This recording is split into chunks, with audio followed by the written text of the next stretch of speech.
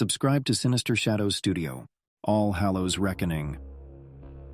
The Halloween of '93 was destined to be memorable. My town, Redwood Springs, had achieved brief notoriety for an unsolved series of gruesome murders that occurred 20 years prior. They called him the All Hallows Reaper. I was only a kid back then, but the tales of a relentless killer who'd vanish into the mist, leaving trails of blood in his wake, were deeply etched in my memory. As high school students, my friends and I were addicted to adrenaline highs. We decided that the best way to spend Halloween was to have a night-long party at the long-abandoned Harrows House, the last known murder site of the All Hallows Reaper. The night came, and it was typically eerie. The Harrows House, with its broken windows and creaky floorboards, looked menacing under the glow of the full moon. Our group consisted of Brad, the de facto leader, Lucy, Brad's girlfriend, Mark, the jock, Tina, the brainiac, and me, the movie buff who'd watched one too many horror flicks. Brad decided to kick things off with a seance. As we sat in a circle, candles flickering, he began chanting something nonsensical but spooky. The atmosphere was electric, each of us silently praying it was all for fun. Then, an upstairs window slammed shut. Tina, her eyes wide with fear, whispered, "Maybe we should leave." Brad laughed it off. "It's just the wind." But I wasn't so sure. There was something deeply unsettling about the house. I felt watched. We explored the dilapidated mansion, discovering old family photos and remnants of a life long gone. As the night wore on, we settled in the living room, recounting ghost stories. The clock struck midnight. That's when the true horror began. From the back of the house, we heard a low, haunting melody. It was a nursery rhyme, but distorted and echoing. The voice singing was neither male nor female, but something in between, full of malevolence. Mark, ever the brave one, decided to investigate. Armed with a flashlight, he ventured deeper into the house while we waited with bated breath. Moments turned into minutes, and just as we were about to search for him, Mark sprinted back into the room, terror evident on his face. "It's him, the Reaper. He's here." Before we could react, all the doors slammed shut. The candles blew out, plunging us into darkness, save for the cold blue glow of the moon. Brad, attempting to stay calm, reasoned, "It's a prank. Someone's trying to mess with us." Lucy, tears streaming down her face, whispered, "Or the legend is true." Determined to stick together, we decided to move towards the main door. But the house, with its winding hallways and dead ends, felt like an ever-changing maze. From the shadows, we'd catch glimpses of a tall figure, draped in black, wielding what looked like a scythe. The Reaper was playing a game of cat and mouse, relishing every terrified scream and every panicked step we took. In our desperation to escape, we split up, thinking it'd be harder for him to chase us all down. Lucy and Brad ran upstairs. Mark took to the basement. Tina hid in the kitchen, and I, thinking I'd outsmart the killer, crawled into a secret passage behind the main fireplace. The passage was narrow and suffocating. Cobwebs clung to my face, and the distant cries of my friends echoed, amplifying my dread. I finally emerged outside, gasping for breath. But freedom was short-lived. Standing at the edge of the forest was the Reaper, his silhouette illuminated by the moonlight. I could see his hollow eyes staring intently at me. Mustering all my strength, I ran towards town, hoping to alert someone. But every time I glanced back, he was right behind, his steps unnervingly silent. Reaching the outskirts, I banged on the first door I saw. Mrs. Henderson, an old widow, opened it, her eyes widening in fear upon seeing my disheveled state. Between gasps, I narrated the night's horrors. She immediately called the sheriff. By the time they reached Harrows House, dawn was breaking. Inside, they found Brad and Lucy, tied together, unharmed but traumatized. Mark and Tina weren't as lucky. Their lifeless bodies were a grim testament to the Reaper's brutality. The house was searched thoroughly, but no trace of the Reaper was found. The legend had come alive that night, only to disappear again, waiting for his next moment. Redwood Springs was never the same. Halloween was no longer a night of fun, but a grim reminder of the terror lurking in the shadows. I moved away, but the trauma followed. Every year, as October 31st approaches, I can hear that distorted nursery rhyme. I've come to accept that I'll forever be haunted by the echo of that night, by the All Hallows Reaper, the silvered mask. Halloween in Eastbrook was a lively event, and every year my friends and I partook in a local tradition, the Eastbrook Horror Maze. The maze was set up by the local drama club and was known for its jump scares and spooky themes. But the Halloween of 2003, it turned into a real-life horror story. It was the five of us: me, Jake, Mia, Hannah, and Ethan. We were high on the spirit of Halloween, dressed in costumes, expecting a night of fright and fun. The maze was different that year, larger and seemingly more intricate, an old abandoned barn on the outskirts serving as its base. As we entered, a chilling wind swept through, extinguishing some of the lanterns that lined the entrance. "Ooh, they're upping their game this year," Ethan remarked, his pirate hat almost flying off his head. Inside, the maze was dimly lit, with shadows playing tricks on our eyes. There were the expected jump scares, a ghost popping up here, a zombie groaning there. We laughed, screamed, and pushed forward. But things took a sinister turn when we reached the central chamber. In the middle was a mannequin dressed in a black robe with a glistening silver mask, holding a very real-looking blade. We assumed it was another scare tactic until it moved, tilting its head in a gesture that felt eerily human. "Whoa, that's a great costume," Hannah whispered. Before we could react, the figure lunged at Ethan, slashing his arm.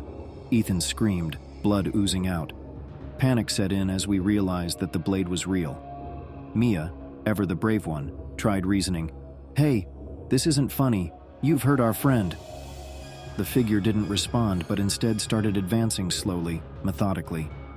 We had two choices: confront the mysterious attacker or find a way out. We chose the latter. Splitting up, Jake and Hannah took Ethan, trying to get him medical help, while Mia and I tried to find an exit and alert someone. The barn felt endless, with wooden partitions creating a labyrinthine trap. Every turn we took, the figure in the silver mask seemed to anticipate. It was like a cat toying with its prey, savoring the chase. Mia, in a desperate bid, managed to knock over a lantern onto some hay, setting it ablaze. The fire spread quickly, providing a temporary barrier between us and our pursuer. We found a back exit and bolted out into the night, our lungs gasping for air. We reached the main road, flagging down a passing car. It was Mr. Jenkins, the town sheriff. Listening to our hysterical accounts, he quickly called for backup and medical assistance. Ethan, though in pain, was going to be all right. The fire at the barn was brought under control, but there was no sign of the man in the silver mask. The only remnant was the mask itself, lying amid the ashes, its surface reflecting the fiery embers. The aftermath was chaotic. The drama club swore they had no such character planned. Investigations were carried out, but no suspect was ever identified. Life went on, but the trauma of that night lingered. The Eastbrook Horror Maze was forever discontinued, becoming a whispered legend in town. Years passed, and I moved away for college, the memories of that night buried deep. That was until I received a package on Halloween 10 years later. Inside was a silvered mask, accompanied by a note. "Remember me? The game isn't over." The past came flooding back. That night, it wasn't just about the thrill of the chase for our attacker. It was about instilling a lasting fear. I realized that some horror stories don't have an ending. They linger, waiting for the right moment to remind you of the terror you once felt, the dread of being pursued, and the realization that you can never truly escape your past, the carving. I've always loved Halloween. The candy, costumes, and the macabre feeling in the air always excited me. But one Halloween, my excitement turned to absolute horror. My college buddies and I decided to have a getaway on Halloween weekend. We rented a cabin in the middle of the woods, which in hindsight was the first mistake. Isolated, old, and surrounded by tales of a madman called the Carver. The cabin was a horror cliché waiting to happen. The Carver was a legend in that town, an artist turned mad who was said to carve his victims into grotesque sculptures. Local folklore said he haunted the woods, seeking his next masterpiece, We, being college students, brushed off these tales as attempts to spook tourists. The night of October 31st arrived. The cabin was lit up with jack-o'-lanterns, eerie music playing from an old gramophone. Chris and Lara were dressed as zombies. Tim was a werewolf, Sophie was a witch, and I, taking inspiration from old slasher films, donned a hockey mask. We drank, shared ghost stories, and teased each other about the carver. But as midnight approached, the atmosphere shifted. A dense fog enveloped the cabin, and the gramophone started playing on its own, the tune distorted and haunting. Lara, trying to lighten the mood, said, "Maybe the carver's here for a dance?" No sooner had she spoken when the lights went out. A moment later, they flickered back on, revealing a message carved into the wooden wall. "One by one, you'll become art." Panic ensued. We checked the doors and windows. They were all locked from the outside. We were trapped. Sophie, trembling, whispered, "This is just a prank, right?" None of us answered. We all knew it wasn't. From outside, we heard the soft hum of a lullaby, distorted, sending shivers down our spines. And then, one window at a time, we saw him, the carver. His face was obscured by shadows, but his intent was clear by the glinting knife in his hand. The game of survival began. Tim, thinking quickly, grabbed the fireplace poker. "We need to stick together. He's just one guy." But the terror was overpowering. We were like fish in a barrel, and the notion of sticking together quickly vanished as we all looked for hiding spots. Chris and Lara went upstairs, Tim hid in the kitchen, Sophie squeezed behind the sofa, and I, acting on pure instinct, hid in the cellar. The waiting was agonizing. Every creak of the floorboard, every gust of wind made my heart race. Suddenly, I heard a scream. It was Sophie. I clasped my hand over my mouth to stifle a sob. One by one, my friends were being picked off. Hours felt like days. But then, silence. Had he left? Gathering courage, I decided to venture out. The scene upstairs was something out of a nightmare. Tim lay motionless in the kitchen, a grotesque sculpture of a werewolf. Sophie, still behind the sofa, was now a lifeless witch with an actual broom impaled through her. There was no sign of Chris and Lara. I had to get out. But how? Then it struck me. The carver wanted to make us into art. Maybe, just maybe, if I posed as a lifeless sculpture, he'd overlook me. Finding some red paint, I smeared it over myself, lay on the ground, and played dead, my hockey mask still on. The front door creaked open. Heavy footsteps entered, moving slowly, deliberately. I dared not breathe as the carver came into view. He inspected Tim and Sophie, nodding in sadistic approval. Then he moved towards me. My heart pounded so loudly I was sure he'd hear it. He bent down, inches from my face, and whispered, "Nice try." I thought I was done for. But then, from upstairs, a loud bang echoed. Chris and Lara, alive and fighting back. They hurled themselves at the carver, catching him off guard. Using the element of surprise, Chris managed to wrestle the knife away. Together, with a burst of adrenaline-fueled strength, Lara and I helped subdue the carver. Tying him up with some ropes, we awaited dawn, too terrified to leave in the darkness. Morning came, revealing the true horror of the night. The authorities arrived, unmasking the carver to reveal he was none other than the cabin's owner, a failed artist turned madman. That Halloween left scars that ran deep. We had survived, but at a cost. The thrill of Halloween was replaced by haunting memories of that night. I left town, trying to put as much distance between me and that cabin. But every year, as October 31st approaches, I can't help but glance over my shoulder, half expecting to see that glinting knife and hear that haunting lullaby, the haunting of Hollow Hill. Halloween at Hollow Hill was an event I eagerly awaited every year. It wasn't just another haunted house, it was an experience. A historic mansion said to be genuinely haunted, it transformed into a sprawling maze of horror every October. But that Halloween night in 2008, my friends and I found the horror was all too real. The moon was full, casting long, eerie shadows as we approached the entrance. Sandra, Mike, Rebecca, and I had been friends since high school, and we shared an adventurous spirit. This year's theme at Hollow Hill was Night of the Butcher, a tribute to classic slasher films.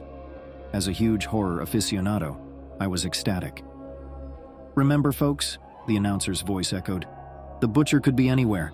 Stay on your guard and maybe, just maybe, you'll survive the night." The crowd chuckled nervously. The first rooms were amazing.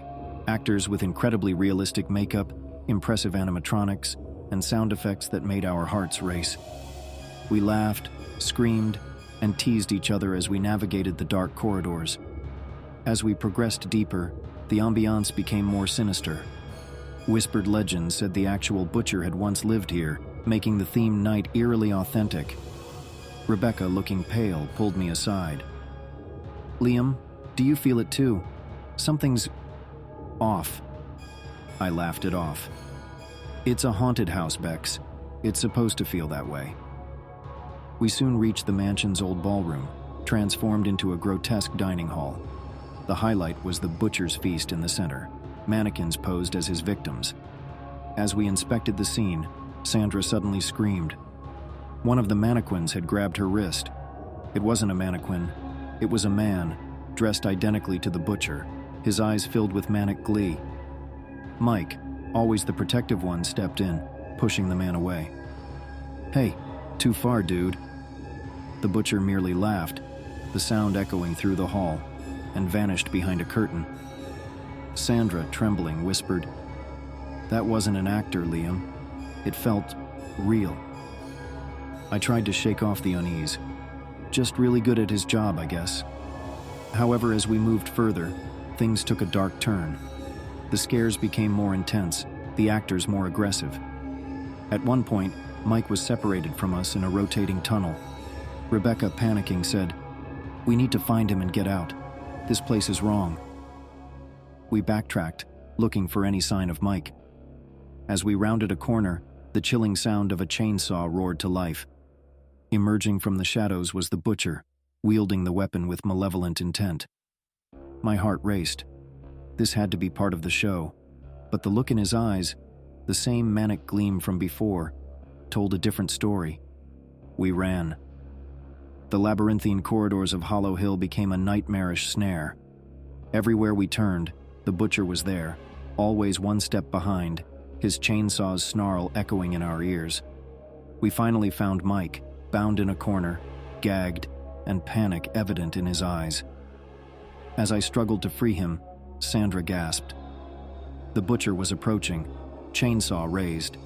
Thinking quickly, Rebecca hurled a nearby fire extinguisher at him, knocking him off balance. We took our chance and fled. A stroke of luck led us to an exit. Bursting out, we were met by the sounds of the ongoing Halloween carnival. The juxtaposition was jarring. Gasping for breath, Sandra cried, "We need to tell someone." Rebecca shook her head.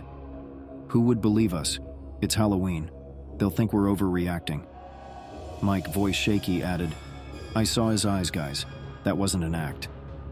We decided to alert the authorities, but as they investigated, the Hollow Hill staff were cooperative, showing them every nook and cranny. They found no evidence of our assailant. The official statement was that it was a misunderstanding. The butcher was a character, after all. They suggested we had simply gotten carried away by the immersive experience. But we knew what we had seen and felt.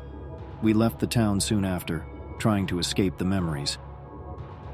Every year, as October rolls around, I receive a postcard with no return address. It simply reads, "Looking forward to our next dance." Hollow Hill's haunts continue. New visitors, new screams. But somewhere in its depths, I know he's waiting, biding his time, hungry for the next real hunt. And the chilling question remains, how many other unsuspecting visitors has the butcher claimed on Halloween nights gone by? The Masked Terror of Route 13, Halloween, 1985.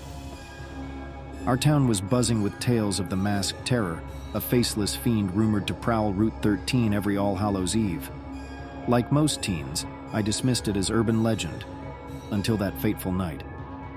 My friends, Danny, Elise, Jake, and I, decided to test the legend. We planned to drive down Route 13 at midnight, right through the terror's supposed domain. Our vehicle of choice? Jake's rusty old van, decked out with Halloween paraphernalia. We'd make a night out of it, complete with music, candy, and spine-chilling stories. The night began with laughter. With Danny at the wheel and Jake controlling the music, we felt invincible. 4 friends daring the world. Elise, ever the skeptic, laughed. "Seriously, guys, this masked terror thing is just some tailboard parents spun." But as we approached the entrance of Route 13, a dense fog swallowed the van. We could barely see a few feet ahead. Jake tried to lighten the mood. "Spooky, huh? Maybe this was a bad idea." We laughed it off, our headlights cutting through the thick haze. The journey continued, each of us trying to outdo the others with the scariest story. Yet, a sense of unease settled in. Every shadow seemed to move. Every rustle of leaves sounded like footsteps. Suddenly, Danny slammed the brakes. Ahead, illuminated by our headlights, was a figure donning a grotesque Halloween mask, wielding a bloody that shimmered menacingly. Jake's voice quivered. "Guys, is this part of the legend?" Elise whispered, "Drive, now."